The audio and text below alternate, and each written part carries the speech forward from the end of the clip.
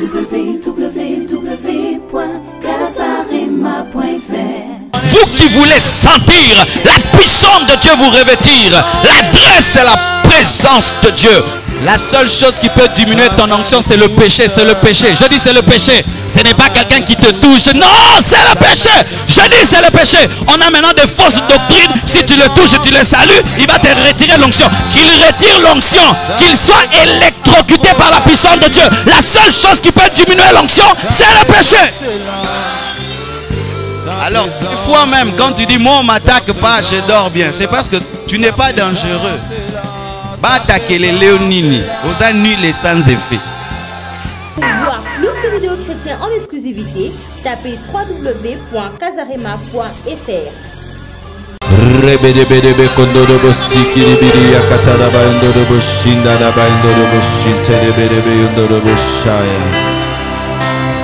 Son onction est là. Sa main nous touche. Sa main nous touche. Sa main nous touche. Son esprit est là. Sa main nous touche. Sa main nous touche. Sa main nous touche. Son onction est là. C'est vrai. Sa main nous touche. Sa main nous touche. Elle nous touche ce matin. Elle nous touche ce matin. Son esprit est là. Son esprit est là. Sa main nous touche. Sa main nous touche. Sa main nous touche. Sa présence. Sa présence approbative. Sa présence est là. Sa présence est là. Sa présence est là. Sa présence est là. Sa présence est là. Sa main nous touche. Sa présence ici au milieu de nous. Sa présence est là. Oh oui. Sa main nous touche. Oh oui. Sa main nous touche.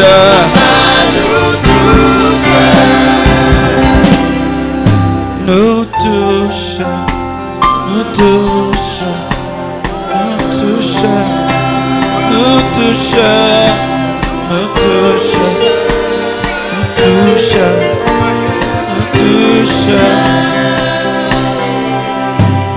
Nous touche. Nous touche. Nous touche. Nous touche.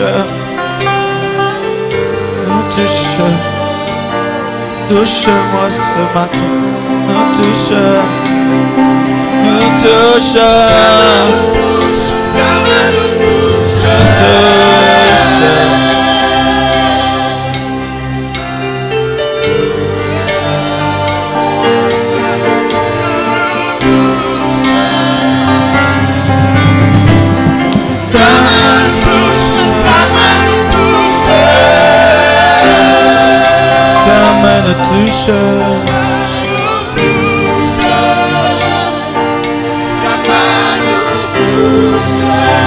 Béni sois-tu, Dieu vivant, béni sois-tu, Dieu réel et bon, majestueux, redoutable, créateur de l'univers tout entier, l'irrésistible, l'inégalable. Nul ne peut faire ce que tu fais. Nul ne t'arrive à l'achever. Tu es unique en ton genre. Tu es parfait, reluisant de beauté, de perfection, plein de sagesse, de bonté. Tu as vaincu la mort. Tu as vaincu la maladie. Tu as vaincu le diable, les démons. Tu as résolu tous nos problèmes à la croix. Tu es au milieu de nous ce matin. Merci pour ta présence approbative. Merci Père éternel. Reçois le nom, la gloire. Nous t'élèvons, nous te bénissons. Gloire à ton nom Jésus. Merci Jésus. Amen. Bénis ta parole, loin ta parole. Aide-moi à communiquer fidèlement ta pensée. Au nom de Jésus-Christ. Amen. Nous acclamons Jésus.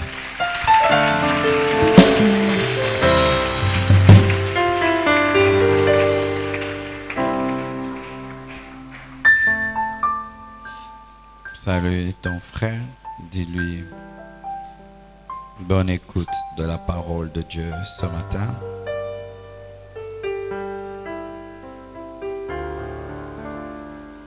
Amen.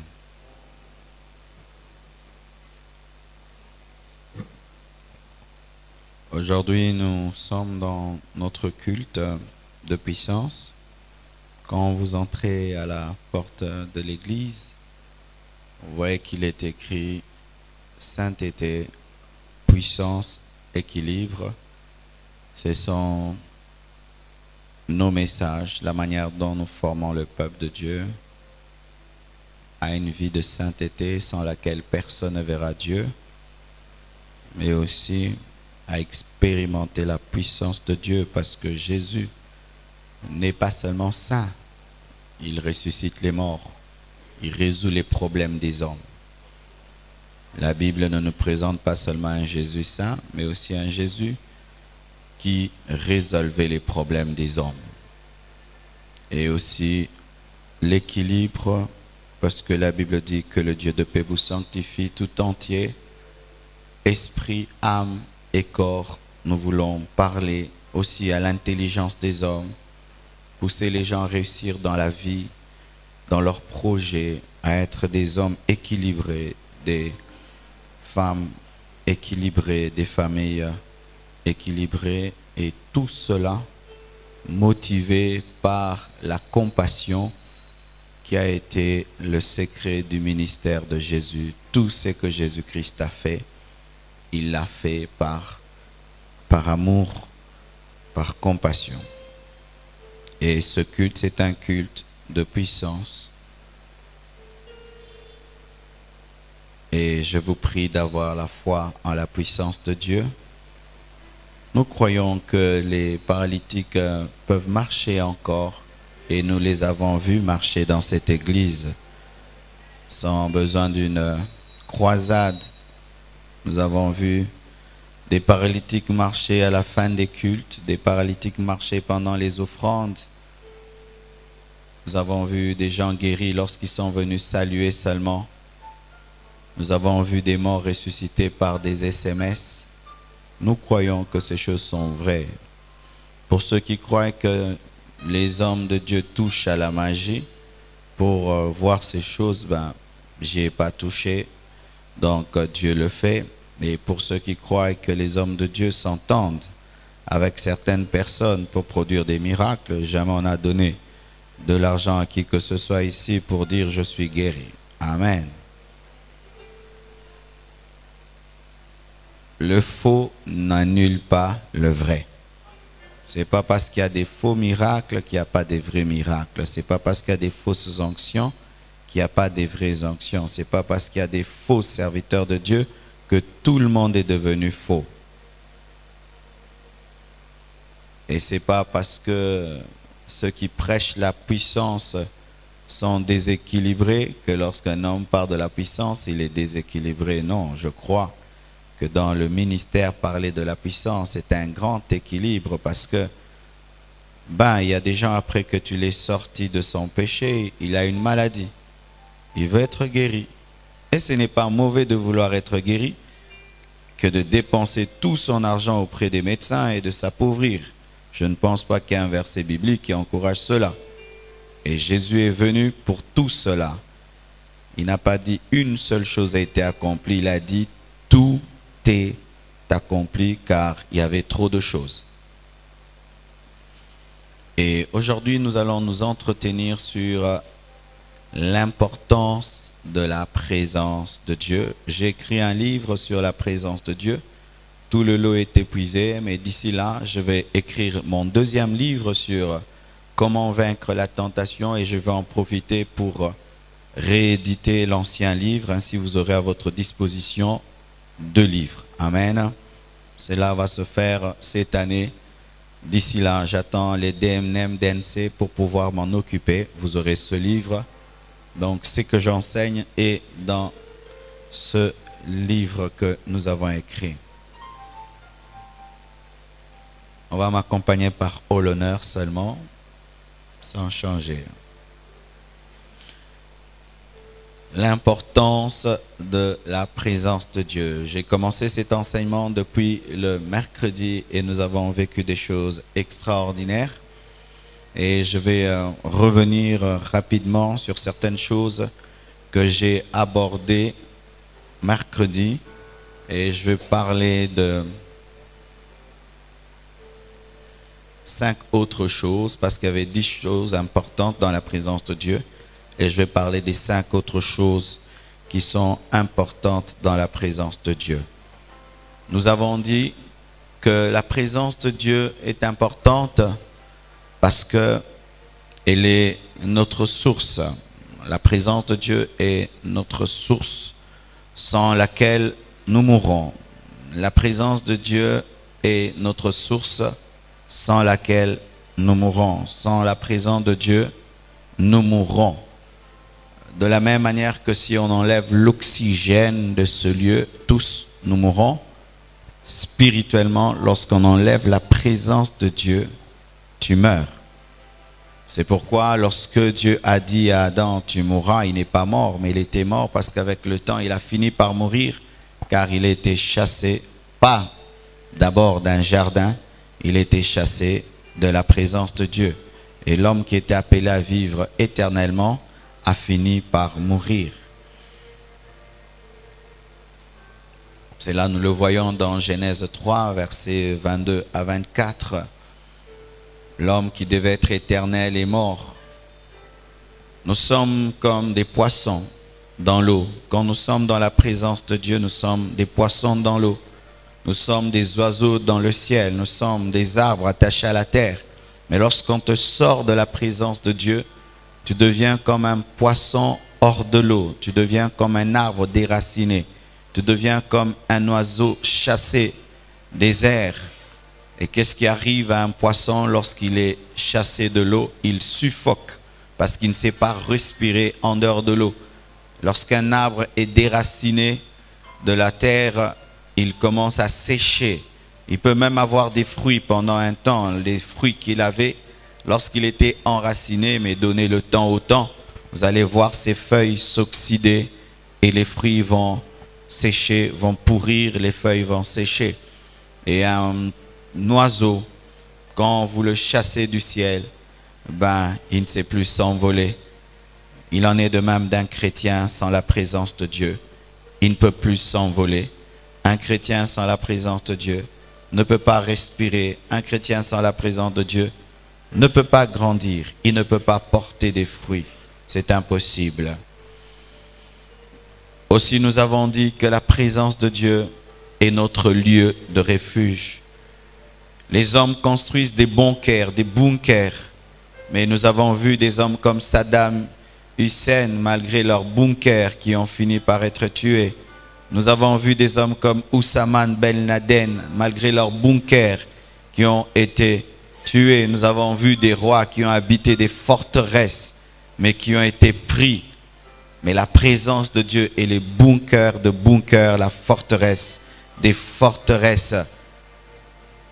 Et la Bible nous dit dans Nombre 35, verset 28, que les meurtriers en Israël avaient des villes de refuge. C'est-à-dire que lorsqu'on construisait Israël, on établissait, on construisait aussi des villes, des refuges, qui faisaient que si un homme faisait le mal et qu'on le poursuivait, il pouvait courir et aller se réfugier dans une ville de refuge. Et là, on ne pouvait plus rien lui faire. Mais nous avons la ville des villes, la présence de Dieu. Lorsque les démons t'attaquent, fuis dans la présence de Dieu. Lorsque les sorciers t'attaquent, fuis dans la présence de Dieu. Lorsque les hommes te veulent du mal, fuis dans la présence de Dieu. Lorsque la vie veut te détruire, fuis dans la présence de Dieu. Lorsque tout va mal, fuis dans la présence de Dieu. Lorsque les flèches du diable sifflent et sifflent à gauche et à droite, fuis dans la présence de Dieu.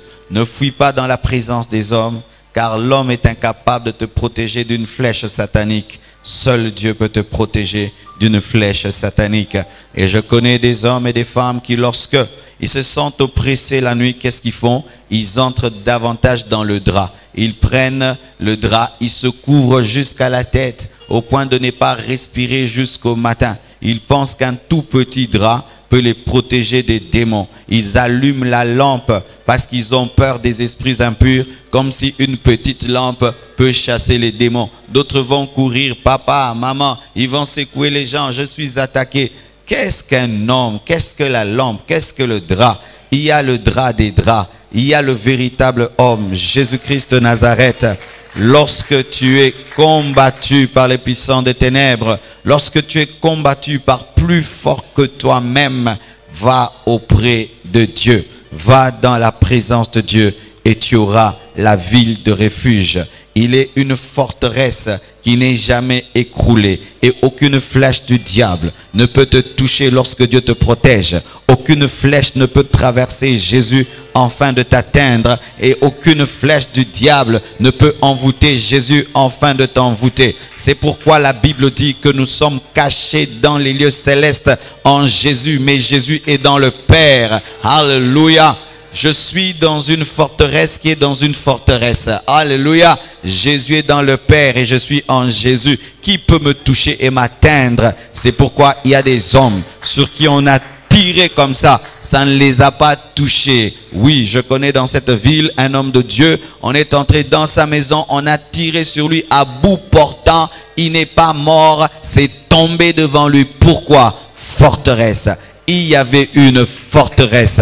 Je dis, il y avait une forteresse qui est capable de te prendre dans un taxi accidenté et te faire sortir par la fenêtre sans que tu sois un kamikaze et tu sors sans te blesser. Ni toi, ni personne ne comprend. Mais la présence de Dieu qui était ta ville de refuge t'a protégé. N'allez pas auprès des féticheurs pour qu'on puisse vous scarifier et vous mettre des poudres et tout le reste.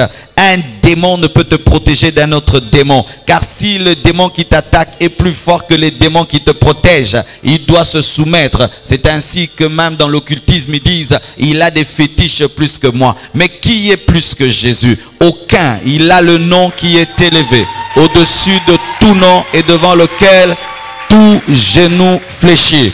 Nous sommes blindés, réellement blindés. Je suis blindé, réellement blindé. Si Dieu t'ouvre les yeux, je ne prêche pas seul. Si Dieu t'ouvre les yeux, cette estrade n'est pas vide. Il n'y a pas qu'une seule personne sur cette chair. Il y en a plein ici. D'autres sont là-bas, là-bas, là-bas.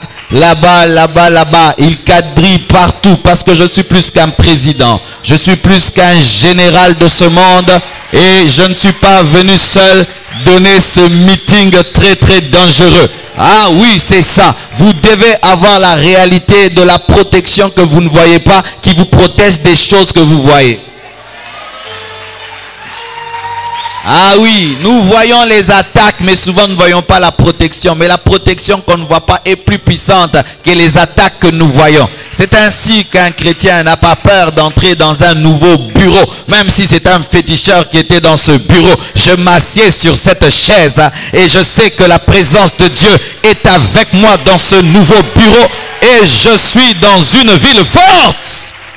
Oh non, il faut qu'on me change de bureau. Non, je veux ce bureau-là. Car l'arche marque des buts même à l'étranger. Dagon a invité l'arche dans une compétition dans son milieu, dans sa terre, et l'arche a gagné. Et tout but qui est marqué à l'étranger compte. Amen. Mais la présence de Dieu, au-delà d'être un lieu de refuge, est un lieu de mort et de résurrection, nous l'avons dit. Pourquoi je dis nous l'avons dit? Pour te donner le goût de venir mercredi, parce que toi tu penses que mercredi on ne dit rien. Nous l'avons dit. Et nous avons dit le mercredi que la présence de Dieu est un lieu de mort et de résurrection. Bien-aimé, pour tous ceux qui résistent de mourir dans ta vie, prends cela, traînaille ça, tire, tire. Amène ça dans la présence de Dieu et ça va mourir. La Bible nous dit que lorsque Ésaïe est venu dans la présence de Dieu, lui qui avait des lèvres impures a pu être délivré de ses lèvres impures à cause de la présence de Dieu. La présence de Dieu change Jacob en Israël. La présence de Dieu change Saul en Paul. La présence de Dieu change Abraham en Abraham. La présence de Dieu change le pire incrédule en un homme de foi. La présence de Dieu change Rahab la prostituée en une ancêtre de Jésus-Christ. La présence de Dieu est capable de changer le plus grand pécheur en ce lieu. C'est pourquoi au-delà de parler, je veux opérer dans la dimension de la présence de Dieu. Car il y a des choses que je ne peux dire, mais que la présence de Dieu te dira. Oui, lorsqu'il y a la présence de Dieu, il y a 1000 prédications dans une prédication. Mais quand il n'y a pas de présence de Dieu, il n'y a que la prédication. Mais lorsqu'il y a la présence de Dieu, tu peux parler de foi. La présence de Dieu parle de sanctification. C'est ainsi qu'il y a des gens qui se sont convertis dans des prédications. On parle de la bénédiction, mais il a entendu sanctifie-toi pour être béni. La présence de Dieu est un lieu de mort, mais est un lieu de découverte de ce que nous sommes vraiment. Vous savez pourquoi est-ce que la plupart des temps, nous pensons être saints? Nous pensons être saints alors qu'on ne l'est pas. Des fois, tu rencontres quelqu'un, il n'a aucune spiritualité. Il a une mauvaise vie, mais il aime critiquer les gens, il aime parler du mal des gens. Mais tu sais que toi-même d'ailleurs, tu es un pécheur comme eux. Vous savez pourquoi est-ce que nous avons le toupet de parler du mal des gens tout en vivant dans le péché? C'est parce que nous n'avons jamais été dans la présence de Dieu. Tant que tu n'es pas venu dans la présence de Dieu, tu seras Ésaïe, celui qui parle de Dieu sans se parler à lui-même. Il a dit je suis, il n'a pas dit vous êtes. C'est la présence de Dieu qui t'amène à dire je suis. C'est elle qui est accompagnée d'une puissance de conviction qui t'amène à reconnaître qui tu es vraiment. En dehors de la présence de Dieu, nous pensons être très spirituels. Mais quand la présence de Dieu vient, même l'homme le plus saint dit, je suis indigne, je suis impur. Tu sais pourquoi tu es orgueilleux? C'est parce que tu n'as jamais rencontré la présence de Dieu. Il y a des hommes sur cette terre, lorsque tu les rencontres seulement, cela t'humilie tellement qu'ils sont plus intelligents, plus beaux, ils ont plus d'argent, ils ont plus cultivé que toi, ils ont tout ce que tu n'as pas et ils n'ont pas à te dire d'être humble. Tu sens que tu dois être humble, mais quand tu entres dans la présence de Dieu, tu entres dans la présence du roi des rois, du Seigneur des seigneurs, et cela t'humilie. C'est pourquoi je ne comprends pas des hommes qui disent être dans la présence de Dieu, mais ils sont des orgueilleux. Tu n'as jamais rencontré Dieu. Le jour que tu rencontreras Dieu, ton orgueil tombera de la même manière que l'orgueil de Paul est tombé. Il est tombé de son cheval parce qu'il a rencontré le Seigneur. Il pensait qu'il était grand, qu'il était fort, qu'il était intelligent. Mais quand seulement la présence de Dieu l'a rencontré, il est tombé de son cheval. Nos orgueils ne sont que la révélation de notre manque de la présence de Dieu. Le jour où la présence de Dieu viendra dans ta vie, ton péché va brûler. Je dis ça va brûler et tu vas arrêter de comprendre le mal, de justifier le mal. Tu diras j'ai commis le péché par toi-même. Ta conscience sera tellement réveillée par le Saint-Esprit que tu vas reconnaître toi-même ton péché. La présence de Dieu a la capacité de tuer le moi et de ressusciter le vrai toi. Vous qui ne changez pas, malgré toutes vos années dans l'église, faites des retraites. Allez dans la retraite.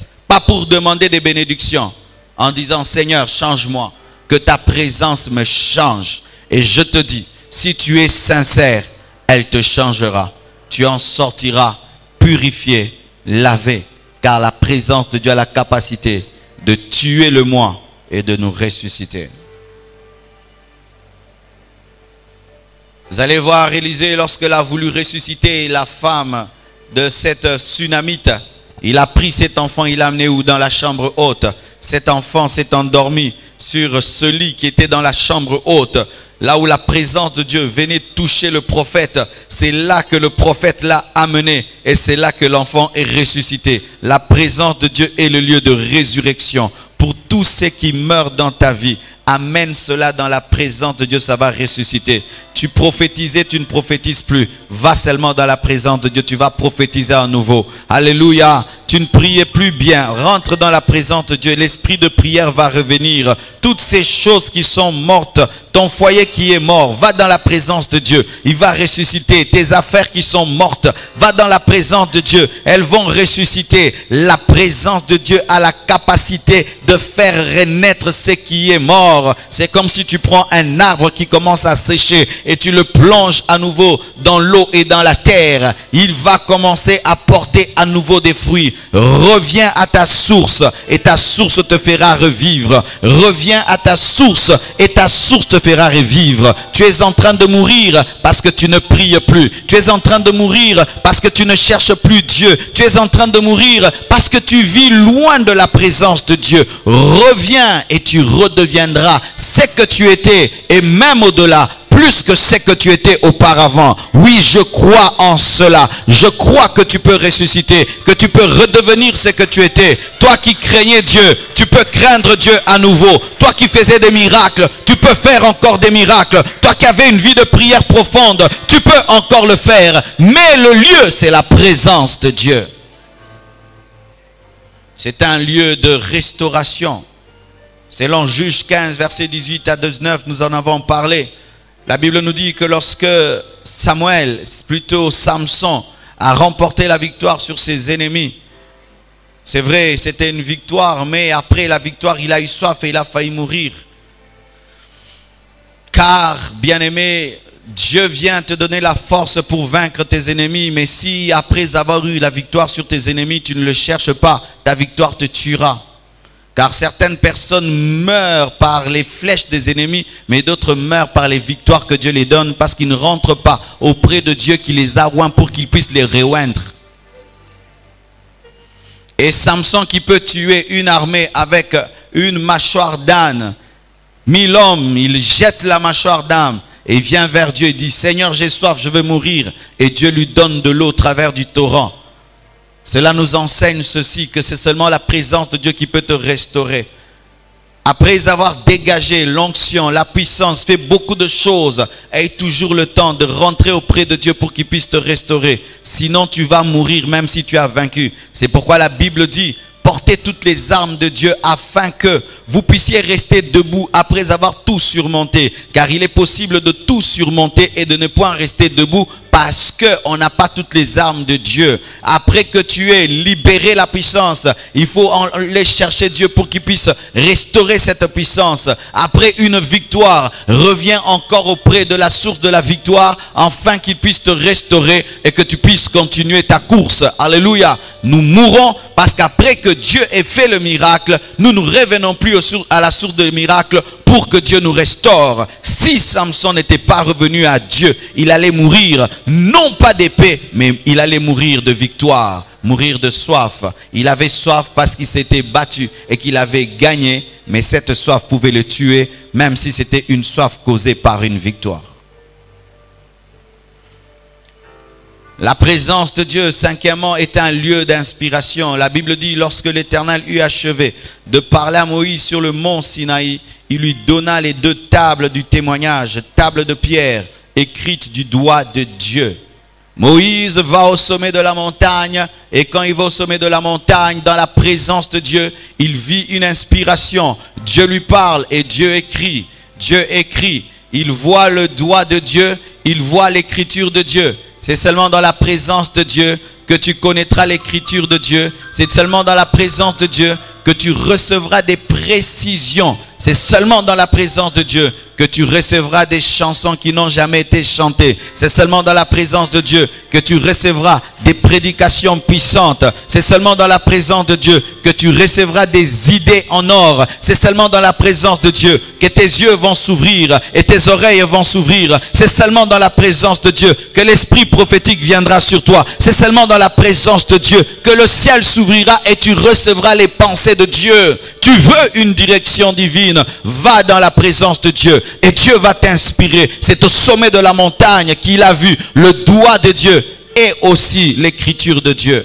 Moïse maîtrisait l'écriture de Dieu. Il savait comment est-ce que les ailes de Dieu penchent, comment ces A sont compliqués, comment ces M sont petits. Il pouvait découvrir l'écriture de Dieu. Et un homme inspiré par Dieu peut aussi découvrir l'écriture du diable. Car si je peux m'habituer à la voix de Dieu, je saurai toujours quand est-ce que Satan parle, quand est-ce que Satan écrit. Alléluia. Parlons ce matin. La présence de Dieu, en plus de tout cela, est le lieu de consolation. La Bible dit dans Apocalypse 21, verset 4, « Il essuiera toute larme de leurs yeux, et la mort ne sera plus. Il n'y aura plus ni deuil, ni cri, ni douleur, car ces premières choses ont disparu. » Je suis allé au deuil de mes sœurs Ouélé et j'ai vu à quel point la mort n'est pas une bonne chose. J'ai déjà reçu ce papa dans mon bureau, plein de vie, fort. Rien ne peut dire que cet homme allait mourir dans une année. Il m'a parlé certaines choses, disant, je veux aussi soutenir l'œuvre de Dieu, son projet, soutenir l'œuvre de Dieu. J'ai vu comment est-ce que ce père aimait ses filles, aimait ses enfants, comment est-ce qu'il aimait sa femme. J'ai vu comment est-ce qu'ils font une famille unie. J'ai vu ça de mes yeux. Et quand on m'a dit que cet homme est mort, j'ai dit, c'est qui? Il était encore fort. Mais non, c'est bien lui. Et j'ai vu comment est-ce que sa femme a pleuré. J'ai vu comment est-ce que ses filles ont pleuré. J'ai vu comment est-ce que son garçon a pleuré. Et j'ai entendu l'un de ses amis poser la question, pourquoi la mort? Pourquoi les gens meurent? Oui, bien-aimés, ce monde nous fera pleurer un jour. Nos tours viennent, qu'on le veuille ou pas. Un jour, quelqu'un qu'on aime mourra. Même si tu fais tout, un jour, tu vas pleurer. Certains ont déjà pleuré. Il y a des orphelins ici. Il y a des orphelines ici. Il y a des parents qui ont perdu leurs enfants. Il y a des gens ici qui ont perdu des personnes chères, des amis, des amies. Et tu sais, dans le deuil, je n'arrive pas à parler parce que je sais que tout ce que tu peux dire ne sert à rien. À moins qu'on me donne une prédication. Mais qu'est-ce que je peux dire? Qu'est-ce que la parole d'un homme peut faire? Est-ce que mes paroles peuvent lui rendre leur père, leur mère? Et quand Job a vécu cela et qu'il a perdu ses enfants en un seul jour, il a dit que l'homme naît pour souffrir. Il a dit, c'est comme si nous naissons pour souffrir. Et des fois, j'y réfléchis et j'appréhende cela.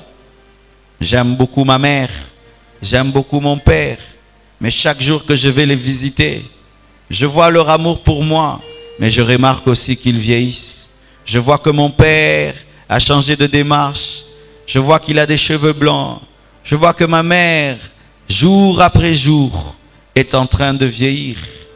Et dans mon cœur, je prépare mon cœur à pleurer. Car que je le veuille ou pas, si Jésus-Christ tarde, un jour je veux pleurer. Cette terre est faite de joie. Cette terre est faite de tristesse. Des choses qui nous donnent la joie, un enfant qui naît. Mais après, quelqu'un que tu aimes meurt. Dans un domaine, tu réussis. Mais après, tu apprends quelqu'un que tu aimes est très malade. Une affaire réussie, tu as de l'argent. Mais après, tu apprends que celui-ci est malade. On est dans ces choses-là tous les jours de nos vies. Même Jésus-Christ, en venant sur la terre, a goûté à cela. Il fait des miracles, des prodiges, et des foules le suivent. Et pendant que les foules le suivent, on lui dit, ton ami Lazare est mort. Et il vient, il pleure au deuil. Il le ressuscite, il est content. Mais après, Judas le trahit. La vie est ainsi faite. Et j'ai dit à Dieu, pourquoi ça? Et Dieu me dit que s'il n'y a pas ça, vous n'allez pas aimer le paradis. Oui. Vous savez, l'homme est bizarre. L'homme est capable d'oublier Dieu si Dieu lui donne tout. L'homme est capable d'oublier Dieu. C'est pourquoi dans toutes nos bénédictions, il y a toujours un petit vide, une toute petite souffrance qui te ramène à Dieu. Oui. Posez la question à tous ces hommes qui sont ici. Chacun d'eux dans un domaine souffre. Tout le monde ici, dans un domaine souffre. Tu peux même toute ta vie peut être bien. Mais si ta soeur n'a pas d'enfant, tu souffres. Tu peux être très bien. Mais si ton ami souffre, tu souffres. Nous souffrons toujours d'une manière ou d'une autre.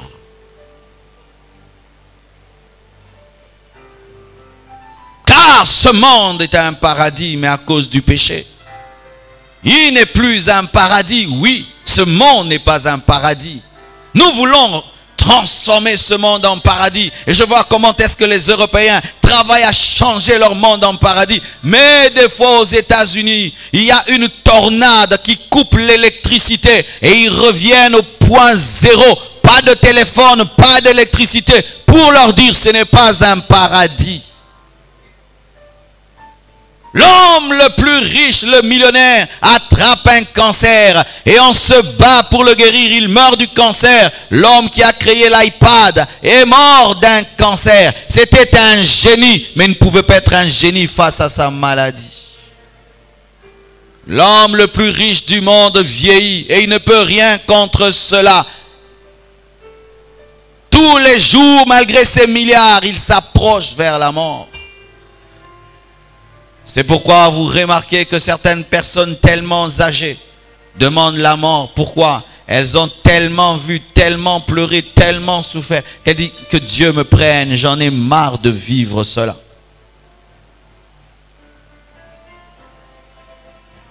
Et qu'est-ce qui peut nous aider dans un monde comme celui-ci?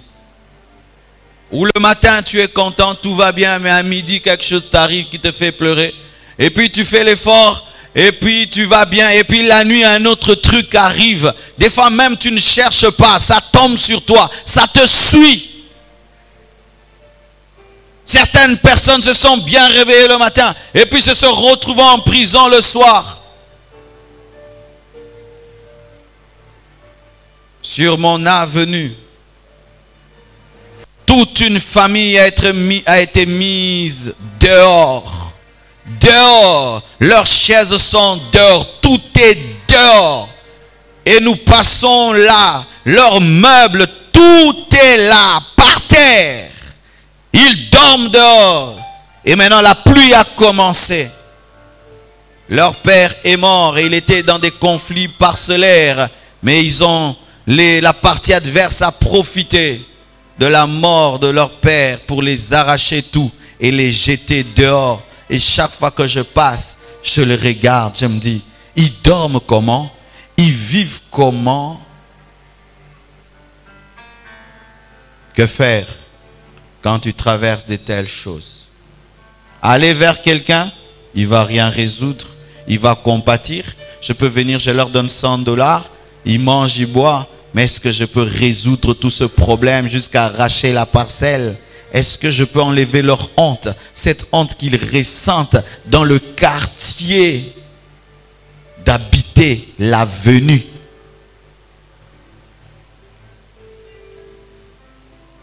Et la Bible dit, l'une des caractéristiques du ciel, c'est que là-bas, il n'y aura pas de pleurs. Il n'y aura pas de cris. Il n'y aura pas de deuil. C'est l'une des choses qui m'attire au ciel. Là-bas, je ne perdrai aucun ami, aucune personne que j'aime. C'est l'une des choses qui m'attire au ciel, car la présence de Dieu essuiera les larmes, mais empêchera aussi de mourir.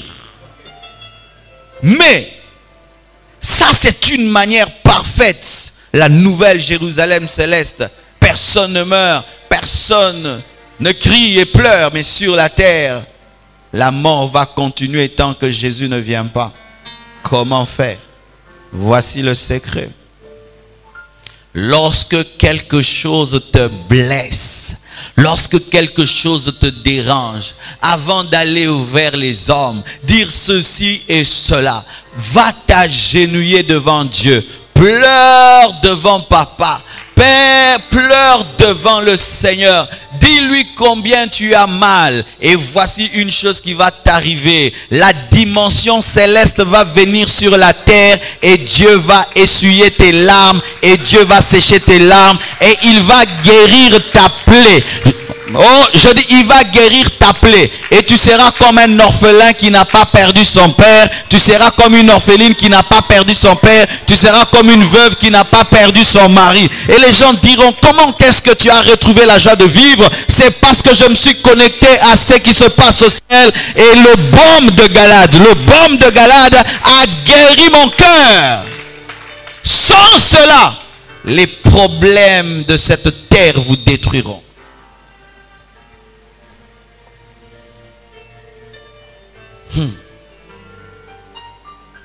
Il y a des problèmes qui viennent dans la vie. Tu sens que ayez beau maillot. Ah oui.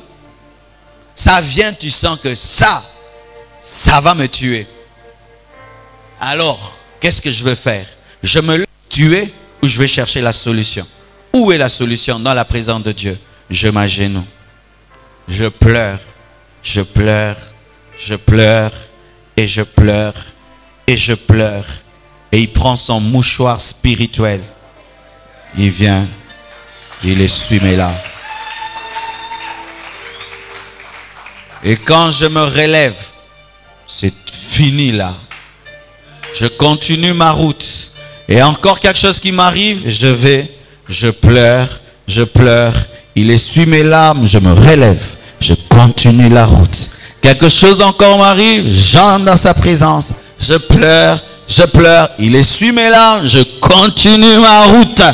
Rien ne me séparera de l'amour de Dieu manifesté en Jésus-Christ. Serait-ce quoi? La tribulation.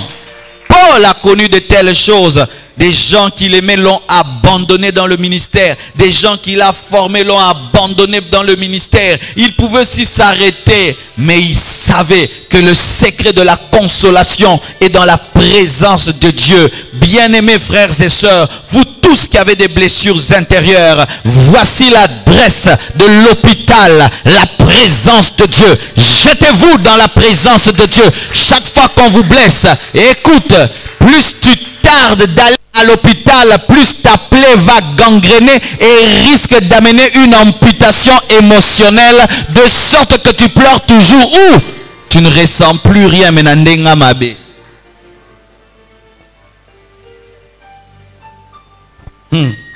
Écoutez, quand une chose te fait mal et que tu ne vas pas auprès de Dieu pour qu'il puisse la traiter, deux choses vont t'arriver. Ça risque de continuer tellement que ça va devenir une maladie tellement grande que toute ta vie tu vas pleurer. Car il y a des gens qui pleurent toute leur vie, qui pleurent leurs parents toute leur vie, qui pleurent leurs frères toute leur vie, qui pleurent fiancés toute leur vie. Toute sa vie ne fait que pleurer. Son deuil est éternel parce qu'ils ne sont pas allés dans la présence de Dieu pour que Dieu sèche les larmes. Mais d'autres, ils refusent d'aller auprès de Dieu et veulent traiter le problème eux-mêmes. On les ampute la jambe et ils deviennent des insensibles. Ils ne sentent plus rien. Tu souffres, ils ne sentent rien. Il te fait le mal, il ne sent rien. Il va dans le deuil, il ne pleure pas. Les douleurs arrivent aux autres, il ne sent plus rien. Il devient un insensible. Ils deviennent tellement durs qu'ils ressemblent à des démons. Pourquoi? Leur souffrance les a tellement endurcis. Mais la capacité de Dieu, c'est quoi? C'est qu'il essuie tes larmes et tu continues à être sensible. Ne comprenez pas ce que je dis.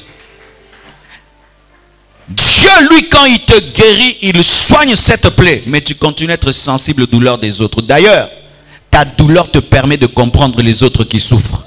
Mais si tu ne vas pas auprès de Dieu, tu vas commencer à mépriser les souffrances des autres. Allez, l'année n'est bon, papa koufate a koufape. Allez, l'année bon, mobali. N'appelle na zasuna mobalité. Obiki mabe.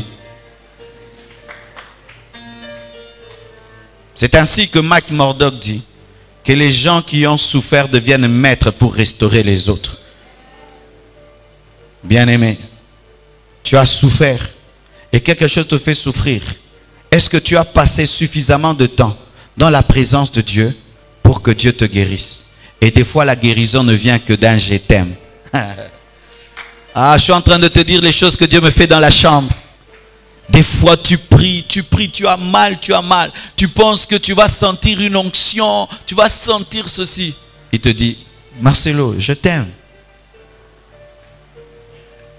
Tu m'aimes? Oui, je t'aime. C'est-à-dire quoi? Je ne l'ai pas fait arriver pour te détruire, mais pour te rendre meilleur. Même si tu ne comprends pas ce que je fais, tu comprendras un jour. Relève-toi, continue, je suis avec toi. Je sèche, je continue.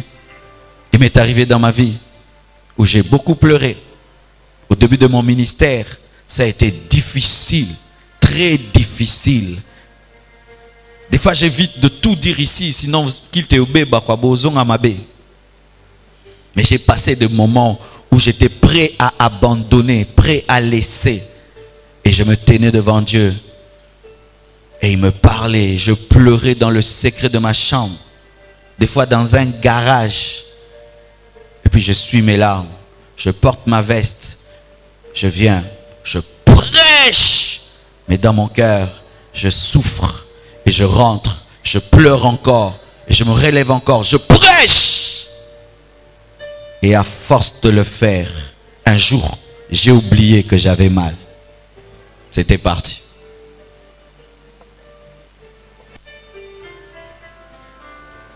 Chers Congolais, nous sommes l'un des peuples qui souffrent le plus sur la terre. Ah oui. Et si vous ne choisissez pas la présence de Dieu, le Congo va vous détruire. Vous voyez les Congolais comment ils commencent à être détruits. Nous devenons un peuple insensible aux souffrances des gens. Nous nous moquons de la mort, nous nous moquons des problèmes. Ta papa wana kanga makina courant peli moto kini makambo. Ça c'est quel peuple qui vient assister à la mort de quelqu'un comme si c'était un chien qui était électrocuté? Pourquoi? Il souffre, il ne mange pas, il habite une maison bizarre, il ne va pas à l'école, il ne connaît pas ce qui sera demain. Et si on lui dit que le voisin du quartier était électrocuté, et ça l'est né.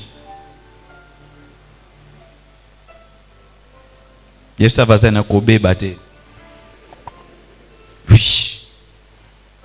Quand même quelqu'un te raconte tes problèmes dans ton cœur, tu ris. Tu ris. Tu ris, mais tu fais semblant de compatir. Mais au fond de toi, ça te fait rire. C'est plus fort que toi. Tu ris. Pourquoi? Parce que tes plaies n'ont pas été guéries par la présence de Dieu.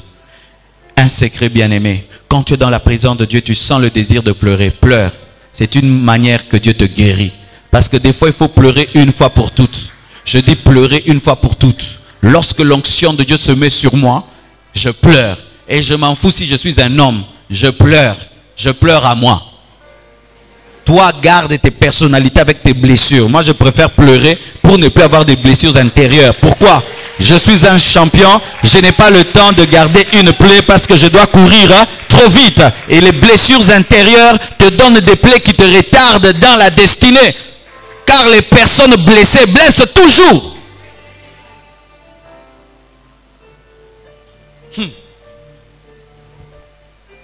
Lorsque quelqu'un, tu vas dans un deuil, il y a des gens qui donnent des mécondoléances, qui sont des mécondoléances formelles.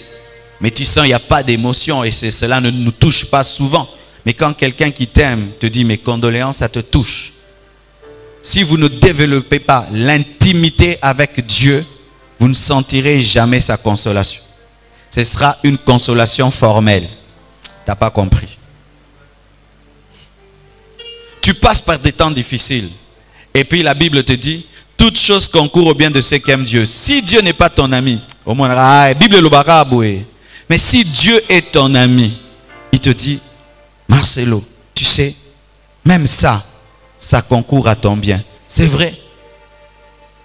Comment perdre quelqu'un peut m'aider? C'est parce qu'il comptait trop pour toi qu'il t'empêchait de me voir. Maintenant, tu vas me voir. Mais lui, ne t'en fais pas. Il est dans ma présence. D'ailleurs, il est plus heureux que toi. Alors tu pleures pour rien.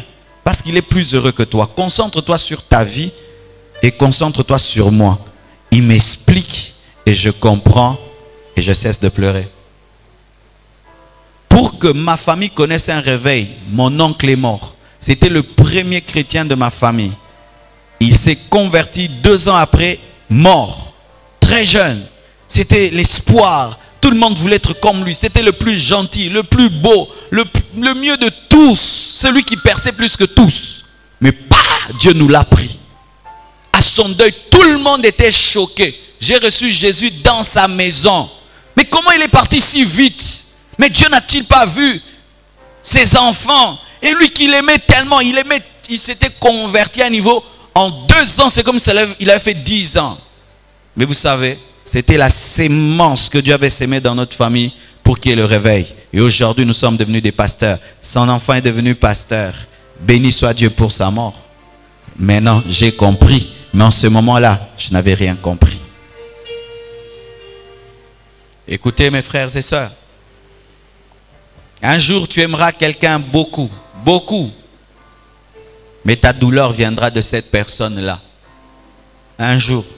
Tu aimeras tellement quelqu'un. Tellement fort quelqu'un. Mais c'est là que la vie te blessera. Est-ce que tu es prêt à cette plaie-là, à cette lame?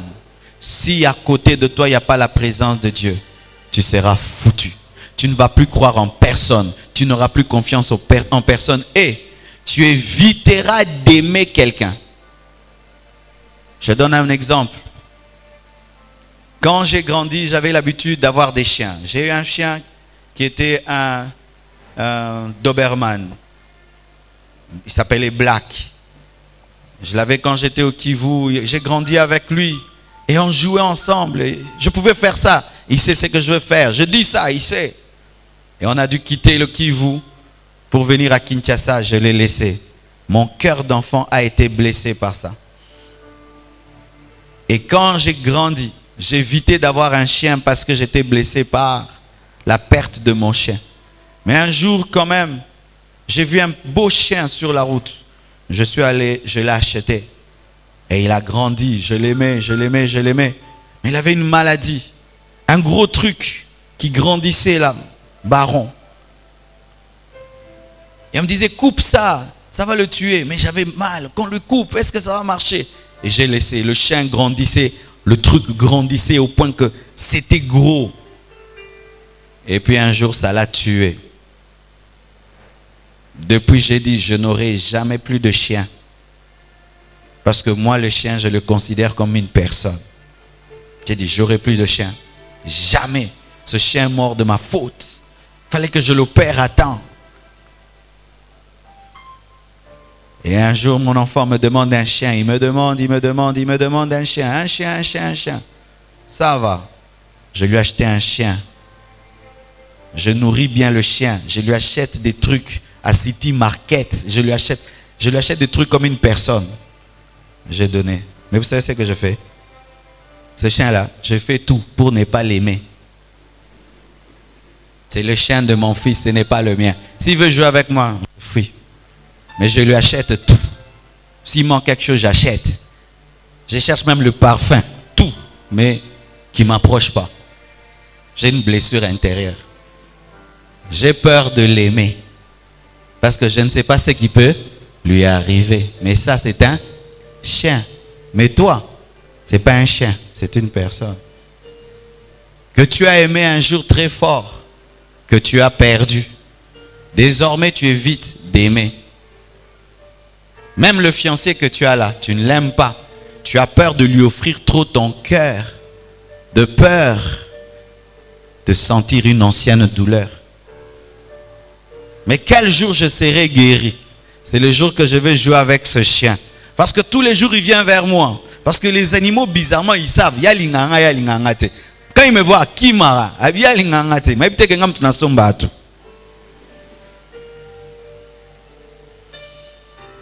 Et Dieu m'a toujours dit, tu es blessé. Aime ces chiens, ça te guérira de la perte de l'autre. Mais là, ce n'est qu'un chien.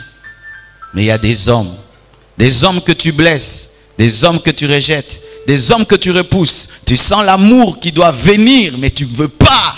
Parce qu'un jour tu as aimé. Le problème, il faut aller dans la présence de Dieu. Et c'est là seulement que tu peux ressusciter dans la dimension de l'amour. Sinon, tu n'aimeras plus personne. Il y a des gens ici, balinga mutute. Mais bakosa ke balinga abatu. Mais na mutema na ebi kalinga ne mutute. Ata yo pire master na alinga rote. Ya onza mpape sabino ba révélation a bolingo hein. Yo milpe c'est pas mutu moku talinga go kutute ba pote tonda.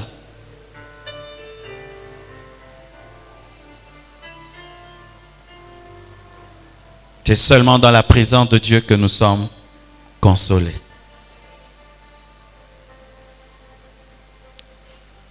Mais la présence de Dieu est aussi un lieu de revêtement de puissance.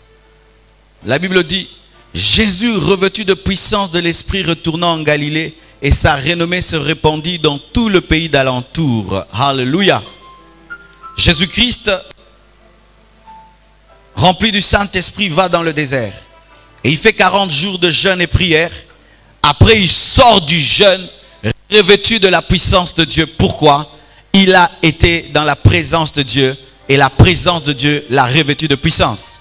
Les apôtres ont été dans la chambre haute, dans la présence de Dieu. Et ils sont sortis de la présence de Dieu, baptisés dans le Saint-Esprit. Vous qui aimez l'onction, l'adresse et la présence de Dieu. Vous qui aimez l'onction, l'adresse et la présence de Dieu. Je dis, vous qui cherchez l'onction, l'adresse et la présence de Dieu. Vous qui désirez manifester sur la terre la puissance de Dieu, l'adresse et la présence de Dieu. Vous qui voulez voir Dieu, vous utilisez comme jamais personne. L'adresse, c'est la présence de Dieu. Vous qui voulez sentir la puissance de Dieu vous revêtir, l'adresse, c'est la présence de Dieu. La présence de Dieu a la capacité de changer un homme faible en un homme puissant. La présence de Dieu a la capacité de changer un homme naturel en homme surnaturel. La présence de Dieu a la capacité de changer un homme sans assurance et le remplir d'assurance. La présence de Dieu a la capacité de changer un homme sans charisme en homme charismatique. La présence de Dieu a la capacité de changer un homme froid en homme de feu. La présence de Dieu a la capacité de changer un homme sans onction en homme d'onction. La présence de Dieu. Mando rebo shina. J'aime l'onction. Sans l'onction, je n'ai pas de ministère. Sans l'onction, je n'ai pas de puissance. Sans l'onction, je ne peux réussir. Sans l'onction, cette église va mourir. Sans l'onction, vous qui n'aimez pas l'onction, il n'y a pas d'église sans onction.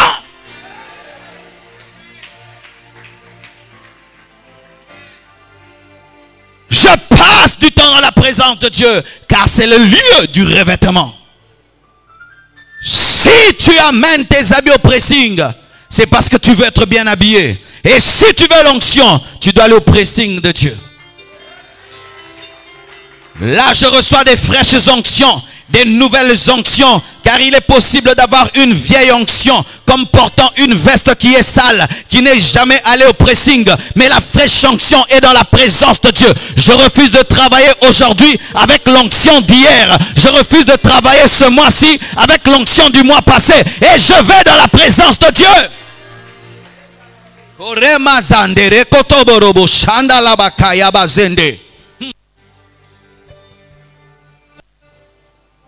Il y a un téléphone que j'ai acheté, il m'a enseigné beaucoup sur l'onction.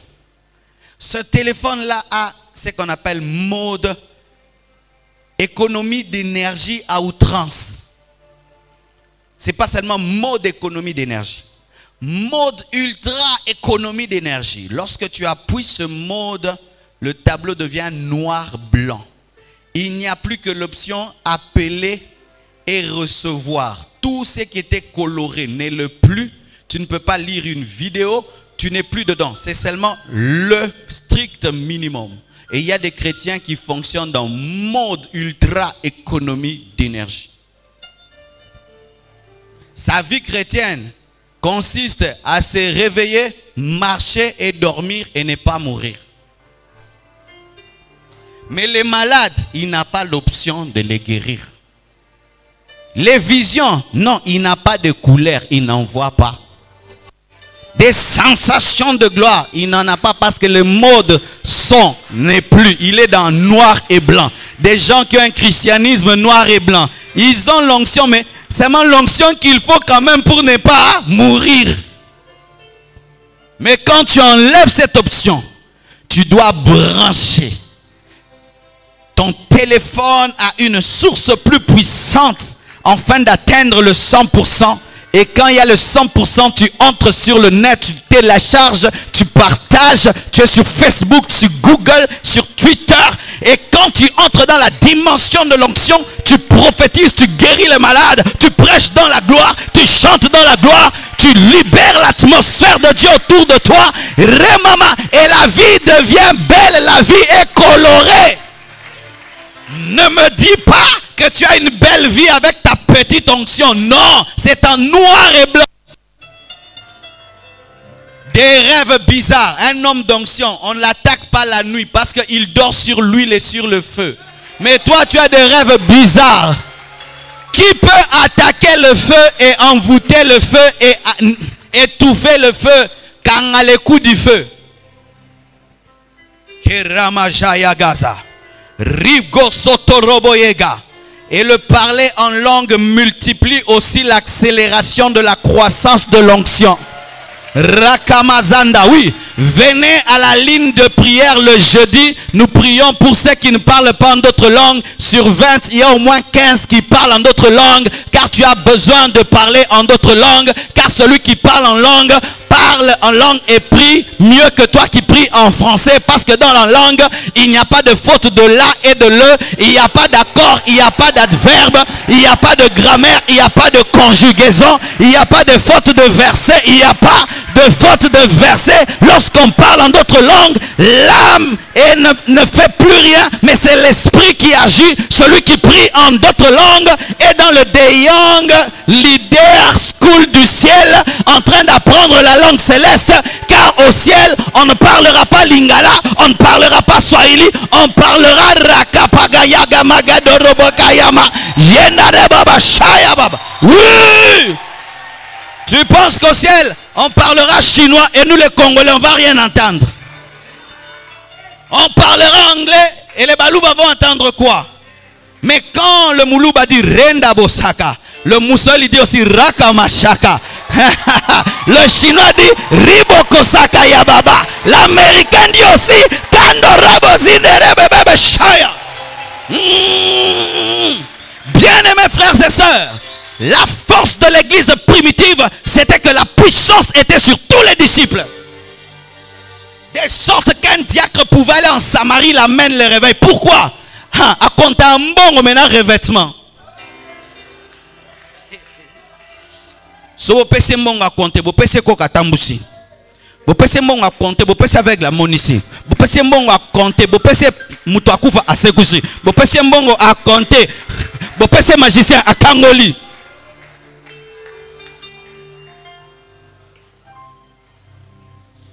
Ils avaient atteint le niveau de prier et le lieu où ils sont tremblent. À Lubumbashi, j'ai senti ça. Quand la gloire de Dieu est tombée et que j'ai commencé à parler en d'autres langues, je sentais un tremblement. C'est comme si ma langue sortait de la terre et faisait vibrer la salle. Il faut la puissance. La puissance est la toiture de l'église. Et lorsqu'on survole une nation, on ne voit pas les fenêtres, on voit d'abord les toits. Et les choses qui attirent le monde vers Dieu, ce sont les signes et les prodiges. Si l'église n'opère pas dans les signes et les prodiges, il faut que les gens atterrissent pour voir. Mais les gens qui n'ont pas le temps d'atterrir ne voient pas. Ça veut dire quoi? Quand l'église n'est que dans l'enseignement de la parole, il n'y a que les grands chercheurs qui vont trouver. Mais quand l'église est dans l'enseignement et dans la puissance, même ceux qui ne cherchent pas, trouvent facilement parce que la toiture, on la voit de loin. Ce que j'ai enseigné, c'est difficile pour certains de le dire comme je l'ai dit. En sortant d'ici, si on dit qu'est-ce que j'ai enseigné, tu ne sauras pas reproduire. Mais si ce culte-ci, un aveugle voit, on te dit c'était quoi? Tu vas dire un aveugle a vu. Lequel? Il est là, c'est facile. C'est pourquoi Jésus enseignait, guérissait, et puis il enseigne, et puis il guérit. Quand il guérit, vous aimez la guérison, il vous enseigne. Quand il vous enseigne, il vous amène encore au miracle. Au miracle, à l'enseignement. C'était ça l'équilibre. Tu te plains de ne pas avoir d'onction, tu pries combien d'heures? Tu te plains de ne pas avoir la puissance. Quelle est ta discipline dans la prière? Est-ce que tu as des retraites personnelles? Est-ce que tu cherches Dieu au point vraiment de chercher Dieu? Quand tu pries, est-ce que tu entres vraiment dans la présence de Dieu ou tu es distrait? Quand tu pries, est-ce que tu crois que tu te tiens devant la source de puissance la plus élevée du monde? Quand tu pries, est-ce que tu crois que tu es une éponge qui prend l'huile? Quand tu pries, si seulement dire Jésus peut faire tomber le diable, alors me tenir devant Jésus pendant 1 heure. Priez dans vos maisons, ne priez pas seulement à l'église. Parce que vos vrais combats, vous ne les avez pas ici, vous les avez dans vos maisons. Les vrais démons qui vous attaquent, ils sont restés dehors. À côté de à Tikali. So à côté, yom te psa kia kota. Na lisum no boyo tika yangwa ye. Azana olanda lilobana yo. Yangwa zo pso ko sale late. Mais tes vrais combats ne sont pas ici, c'est à l'université. Maintenant, toi, à l'université, tu ne pries jamais. Ton vrai combat, c'est au boulot. Au boulot, tu pries pas, tu as honte de prier avant de travailler. Tu as peur de prier avant de travailler au boulot. Mais alors que c'est au boulot qu'on t'attaque. Mais là-bas, tu as peur de prier, tu as honte de prier. C'est à l'université qu'on t'attaque. Tu étudies, après tu oublies tout. Mais tu as peur de prier à l'université. C'est dans ton quartier, depuis que tu es entré dans ce quartier-là, que tout va mal. Mais tu ne pries jamais. Mais ici, tu pries. Mais ton combat n'est pas ici. Goliath ne t'attend pas derrière les brebis de ton père. Il t'attend au front.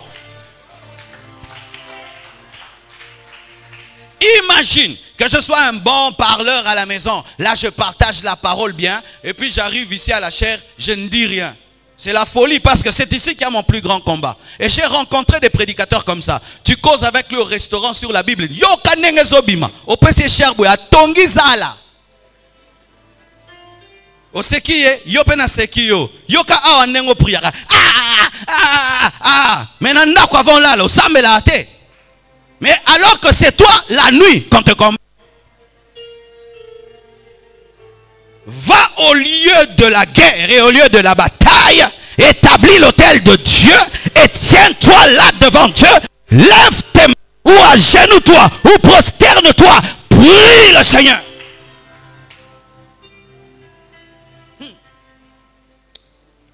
Ça va, je vais terminer ici. Vous savez, si un likelele est dans un trou, le likelele en français c'est quoi? Le grillon. Si un grillon est dans un trou et que vous y mettez que de l'eau, est-ce que vous saurez qu'il est là? Si vous mettez du sable, vous saurez. Mais si vous mettez de l'huile chaude, vous saurez qu'il est là. Ou de l'eau chaude, vous saurez pourquoi il sortira. Il y aura une manifestation. Dans ta vie, tu peux avoir des luttes et des combats, mais qui ne se manifestent pas parce que tu n'as pas jusque-là fait quelque chose qui peut les pousser à se manifester. Et tu peux penser que tout va bien alors que tout va bien parce que tu ne fais rien.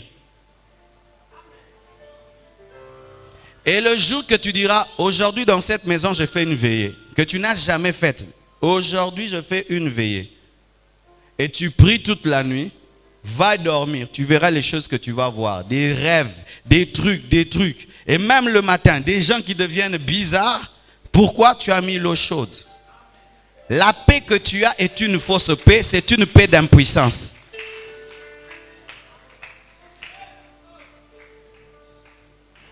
Pourquoi est-ce que les Américains attaquent beaucoup les Arabes? Ils deviennent de plus en plus forts et puissants. Ils veulent faire une arme, ceci, cela. On les attaque. Est-ce qu'on nous attaque? Nous, non, on veut faire quelle arme? Alors, des fois même, quand tu dis, moi, on ne m'attaque pas, je dors bien, c'est parce que tu n'es pas dangereux. Va attaquer les léonini, aux nuls et sans effet. Mais bandara butunyoso randa baba butunyoso regegege butunyoso au moins tu as biloko aux autres déranger biso ah yaganda baka yabasakata ratamazanda daba yakata baba ya yendo robobo shedere bebe yondo. Bien-aimés frères et sœurs, certains ne paix que vous avez, c'est parce que vous n'avez pas de feu. C'est pourquoi on ne vous dérange pas, on ne vous combat pas. Pourquoi? On va combattre qui? Tu n'existes pas dans le monde spirituel. On va combattre le vent. Quand est-ce que David a commencé à avoir des problèmes? Quand il a gagné Goliath. Avant ça, il était tranquille. Mais quand seulement il tape Goliath, ça bandit bambang. Et ça bambang va bien. Nabomi Goliath, qu'être calme. Saül ne te s'occupe pas de toi. Je préfère courir. Qu'est-ce qu'il y a? Le roi me poursuit. Le roi, il te poursuit. Donc tu seras roi. Car si le roi te poursuit, tu seras roi. Abangi roi wa Zankatino.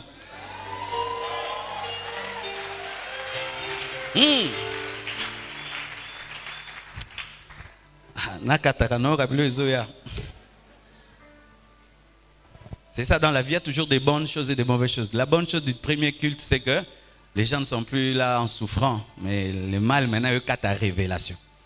Mais tu peux faire 2 cultes, ok, Ozongi. Amen. Voici. Les cancrélats là, ou le grillon, lui ne sait pas que toi tu vas mettre le feu. C'est pourquoi il est tranquille dans le trou et attend que tu mettes le feu. Mais les démons, eux ne sont pas comme ce cancrélat qui te voit prendre le feu venir et il te laisse. Ils vont te décourager. Toi tu penses que cette eau chaude là va nous faire quoi? Alors que ça va leur faire quelque chose. Toi, tu penses que l'huile chaude là va nous faire quoi? Laisse tomber. C'est ainsi que lorsque chaque fois tu décides de devenir un homme de prière, une voix te dit, ça va faire quoi?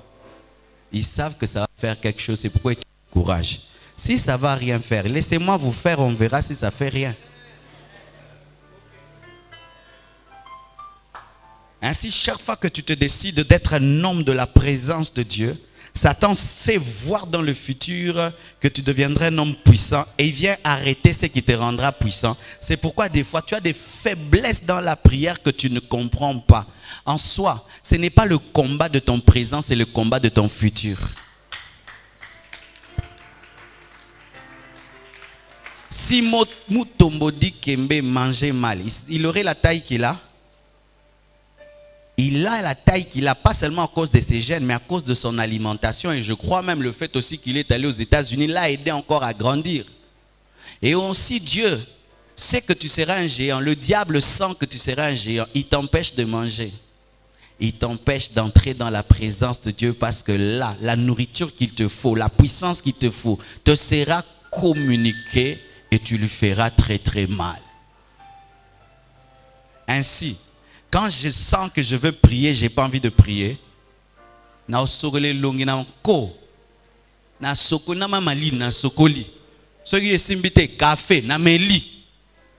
Parce qu'il s'agit de ma destinée. Je ne peux pas laisser la lourdeur m'empêcher de rechercher le revêtement. Parce que sans revêtement, que serais-je? Écoutez ce que la Bible dit. Pourquoi les héros sont-ils tombés? Et pourquoi est-ce que lui, il a cessé de oindre leur bouclier? C'est-à-dire que l'une des choses qui a tué Jonathan et Saül, c'était que lui, il avait cessé de oindre leurs armes. Avant, qui pouvait toucher Jonathan et Saül? C'est quand lui seulement a cessé de les oindre que les ennemis les ont touchés. Aimez la présence de Dieu. Cherchez la présence de Dieu. Vous deviendrez puissants. Tu prieras, les gens sont guéris. Tu parles, les gens sont convaincus. Tu parles, ça arrive. Quelqu'un t'attaque, il est touché par Dieu. Pourquoi? Tu vis dans un revêtement de puissance, de sorte que l'occultiste te respecte. Ces derniers temps, quand je découvre un occultiste, je teste un peu l'onction sur lui. Je le regarde seul. Et il fait petit, petit. Mais il est. Et des fois, tu regardes et tu dis face à la loge, il y a Jésus.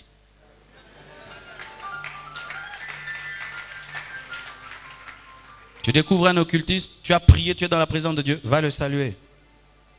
Bonjour monsieur, ça va? Eh bien? Que Dieu vous bénisse. Amen. Kopese mbote te ako bendo biloko. Abenda, nazaposa benda moto. Benda ngo, yango benda, benda. La seule chose qui peut diminuer ton onction, c'est le péché, c'est le péché. Je dis c'est le péché. Ce n'est pas quelqu'un qui te touche. Non, c'est le péché. Je dis c'est le péché. On a maintenant des fausses doctrines. Si tu le touches et tu le salues, il va te retirer l'onction. Qu'il retire l'onction. Qu'il soit électrocuté par la puissance de Dieu. La seule chose qui peut diminuer l'onction, c'est le péché.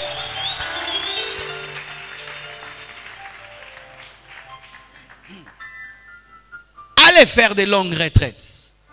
Demandez une seule chose, le revêtement de puissance. Sortez de cette retraite, vous verrez ce que vous deviendrez. Que Dieu vous bénisse abondamment. Alléluia. Toi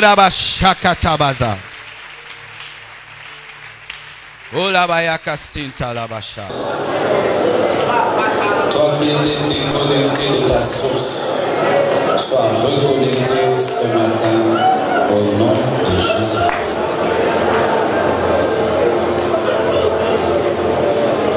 Il est notre lieu de refuge.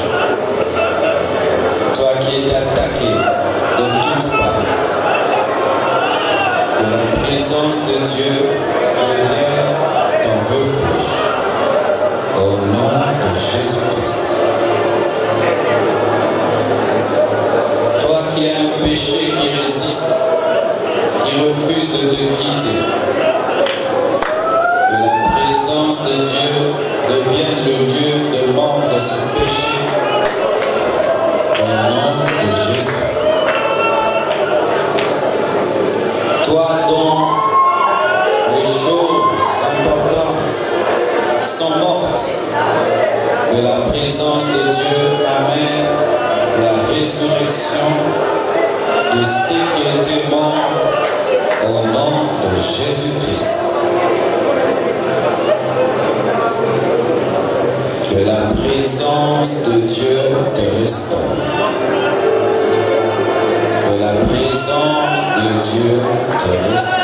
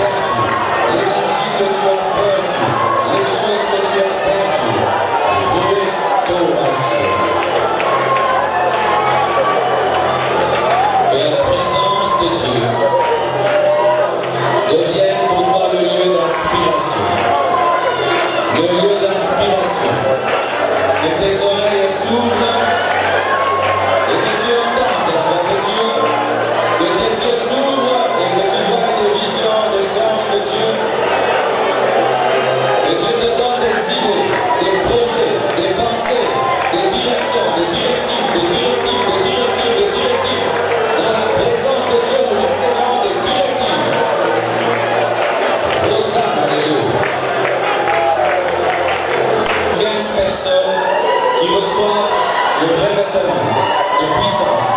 1, 2, 3, 4, 5, 6, 7, 8, 9, 10, 11, 12, 13, 14, 20.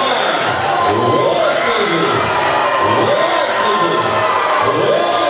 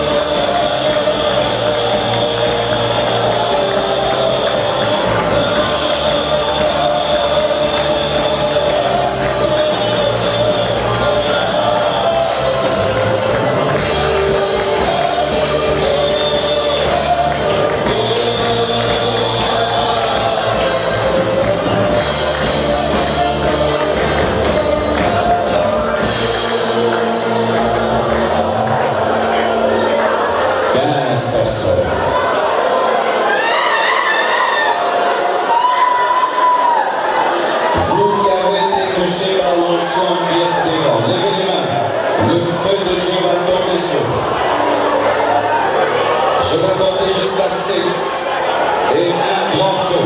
Signe de revêtement de puissance va venir sur vous. 1, 2, 3, 4, 5,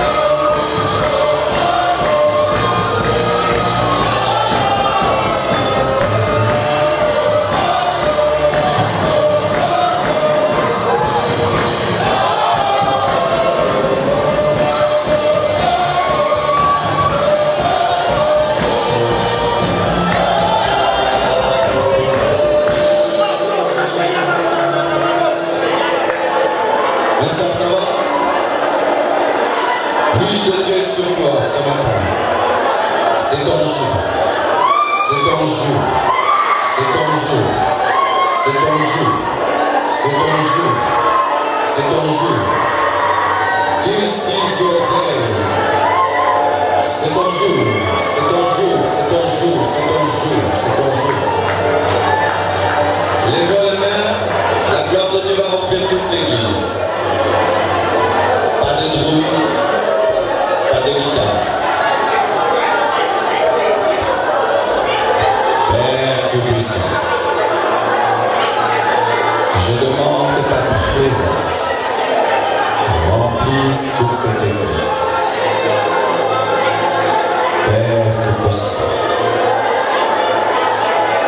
Oh.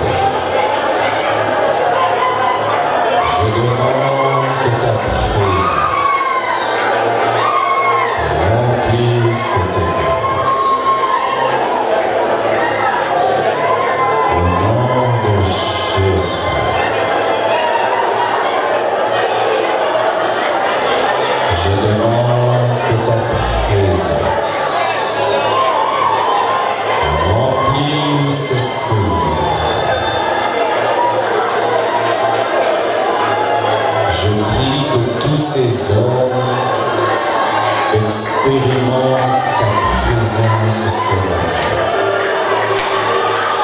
Je prie que tous ces hommes expérimentent ta présence ce matin. Je prie que tous ces hommes expérimentent ta présence ce matin. Qu'ils entrent dans l'intimité, qu'ils entrent dans la communion, qu'ils entrent dans l'intimité, qu'ils entrent dans la communion, qu'ils entrent dans une vie de prière profonde, une vie d'adoration profonde, une vie de sanctification profonde, qu'ils aient des expériences dans ta présence, qu'ils aient des expériences dans ta présence, qu'ils se fatiguent, qu'ils se lassent jamais de toi, au nom de Jésus. Dans cette onction, j'ordonne à la maladie que tu as amenée dans la présence de Dieu de te quitter. J'ordonne à la maladie que tu as amenée dans la présence de Dieu de te quitter. J'ordonne à la maladie que tu as amenée dans la présence de Dieu de te quitter. J'ordonne à la maladie que tu as amenée dans la présence de Dieu de te quitter.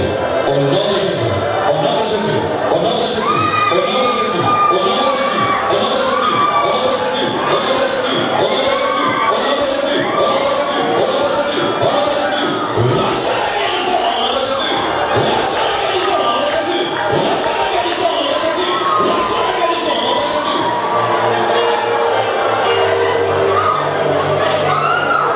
Que les promesses que tu as mis dans sa présence soient bénies.